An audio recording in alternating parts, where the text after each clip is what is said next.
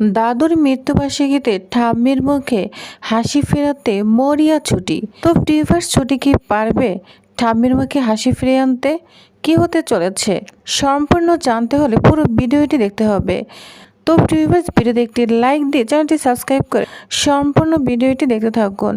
গল্পের শুরুতেই আমরা দেখতে পাবো অভি বিছানায় শুয়ে আছে, কিন্তু তার যেন কিছুতেই ঘুম আসছে না। সে অস্বস্তিতে এপাশ ওপাশ করছে। হঠাৎ সে উঠে বসে, কপাল দিয়ে টপ টপ করে ঘাম পড়ছে। অভি বিরক্ত হয়ে বলে, কি ব্যাপার, এত কেন গরম লাগছে? এসি তো চলছে, তবু শরীর দিয়ে এত ঘাম কেন পড়ছে? সে রিমোটটা হাতে নিয়ে এসির টেম্পারেচার কমাতে যাবে, ঠিক তখনই পাশে শুয়ে থাকা ছুটি চোখ না খুলে বলে ওঠে, দেখুন টেম্পারেচার কমালে কমান, কিন্তু আমি কিন্তু খাটের নিচে গিয়ে লুকাবো।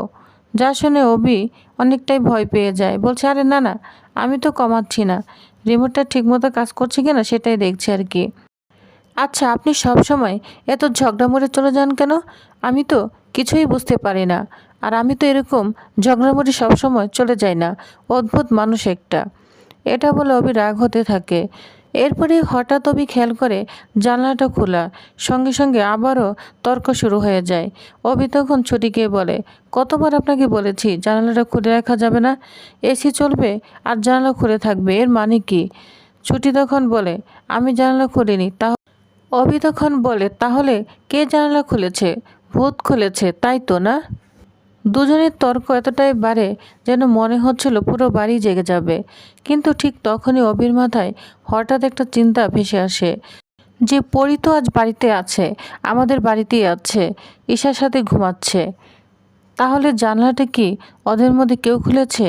অভি তখন ধীরে ধীরে জানালার দিকে এগিয়ে যায়। আর পরের মুহূর্তেই তার চোখ কপালে উঠে যায়, জানালার পাশে দাঁড়িয়ে আছে পরি। সে লুকিয়ে সব দেখছে।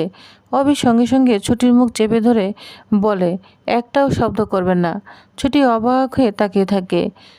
তারপর জানালার দিকে তাকিয়ে সেও পরীকে দেখতে পায়। পরি রাগে তো জ্বলছে, তার চোখে মুখে হিংসা স্পষ্ট ফুটে উঠেছে। এরপর অভি এবং ছুটি দুজনেই অভিনয় করতে শুরু করে। দুজন এমনভাবে রোমান্টিক আচরণ করতে থাকে যেন তারা একে অপরকে ছাড়া কিছুই বোঝে না। পরি সব দেখে ভিতরে ভিতরে জ্বলতে থাকে। সে দাঁতে দাঁত চেপে বলে, বাহ, বেশ তো রোমাঞ্চ চলছে।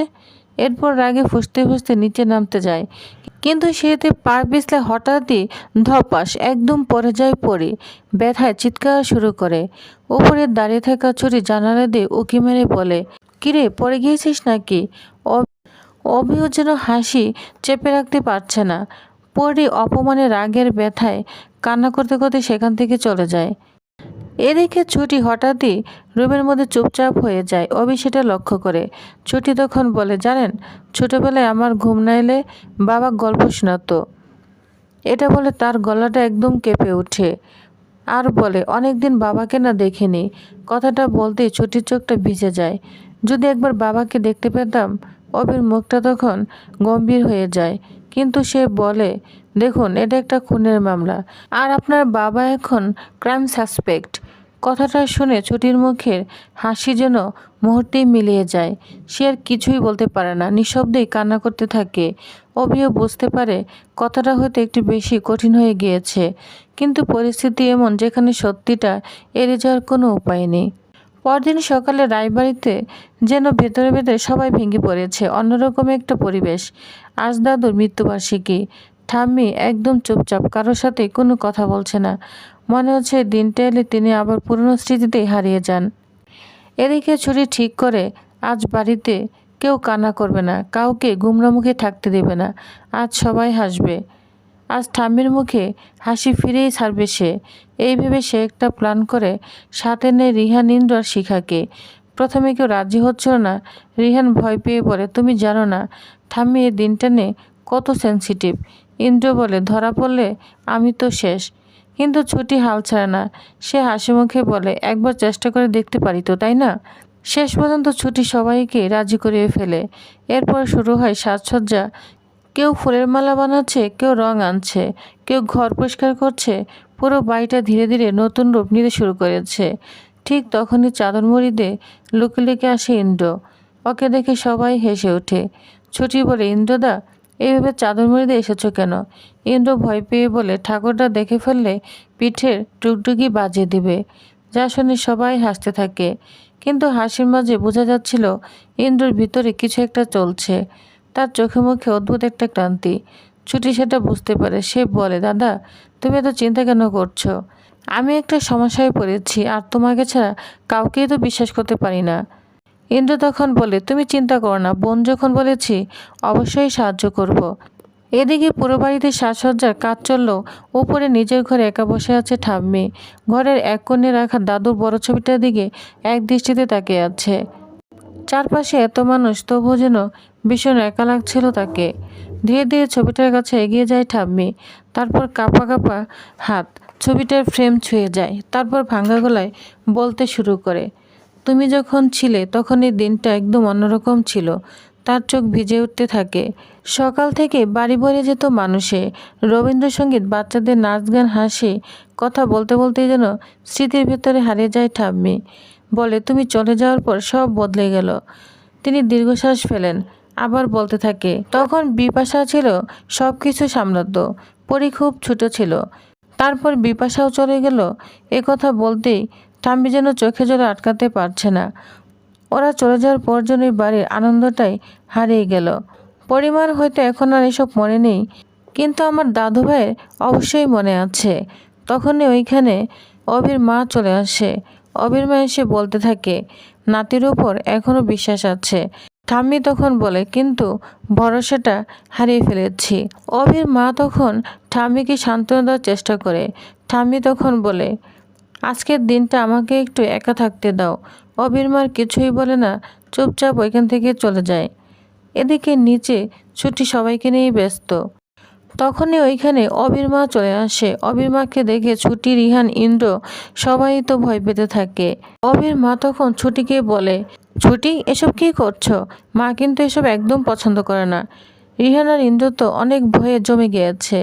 ছুটি তখন সাহস করে সামনে এগিয়ে যায়, বলে, মা আমরা শুধু ঠাম্মির মুখে একটু হাসি ফেরানোর চেষ্টা করছি। ছুটি তার শাশুড়ি মাকে অনেকভাবেই বোঝাতে থাকে, আর বলে, হয়তো উনি রাগ করবেন, কিন্তু আমরা প্রতিদিন তো বকা খাই, আজ না হয় একটু বেশি করে বকা খাবো। যা শুনে সবাই অবাক হয়ে যায়। এরপর ছুটি বলে, প্রিয় মানুষকে হারানোর কষ্ট আমি বুঝি। এই বলে ছুটি চোখে জল চলে আসে। তাই চাই না আর কেউ কান্না করো। যা শুনে অভির মাও অনেক অবাক হয়ে যায়। তখন অভির মা ছুটির কাছে হার মেনে যায়, রাজি হয়ে যায় তাদের প্ল্যানে। তখন সবাই অনেক খুশি হতে থাকে। এরপর অভি ওইখানে চলে আসে। অভি তো দেখে পুরোই চমকে যায়, কিন্তু অভি বুঝতে দেয় না যে অভি রাগান্বিত হচ্ছে। অভি ছুটিকে বলে, ছুটির যা করেছো ভালোই হয়েছে, আমি সব সময় তোমার পাশে আছি। তখন ছুটিও মনে মনে ভয় পেল, উপরে উপরে খুব খুশি হতে থাকে। এদিকে সবাই বাড়ির সাজসজ্জা নিয়ে ব্যস্ত।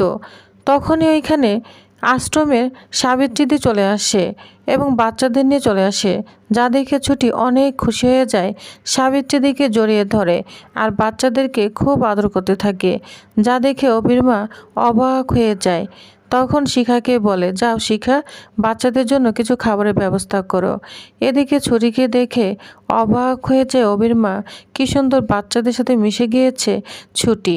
এরপর আমরা দেখতে পাবো ঠাম্মিকে নিয়ে সবাই চলে এসেছে অনুষ্ঠানের মধ্যে। ঠাম্মিকে ম্যানেজ করে ফেলে ছুটি ঠাম্মিকে বলে, ঠাম্মি এই ছোট বাচ্চাদের আশীর্বাদ আপনার সবসময় চাই। তখন ঠাম্মি অনেকটাই ছুটির প্রতি নরম হয়ে যায় আর খুশি হতে থাকে, যা দেখে জ্বলতে থাকে পরি বলে, ঠাম্মির মন জোগানোর চেষ্টা হচ্ছে তাই না? দাঁড়া, তোর প্ল্যান না জল ঢেলে দিচ্ছি। এটা বলে চুমকি ষড়যন্ত্র শুরু করে দেয়। তো ভিউয়ার্স, তাহলে নেক্সট আকর্ষণীয় পর্বে কি হতে চলেছে? চুমকির প্ল্যান ভেস্তে দিয়ে ছুটি কি পারবে ঠাম্মির মন জোগাড় করতে? তো নেক্সট আপডেটটি জানতে অবশ্যই আমার সাথেই থাকুন। ধন্যবাদ।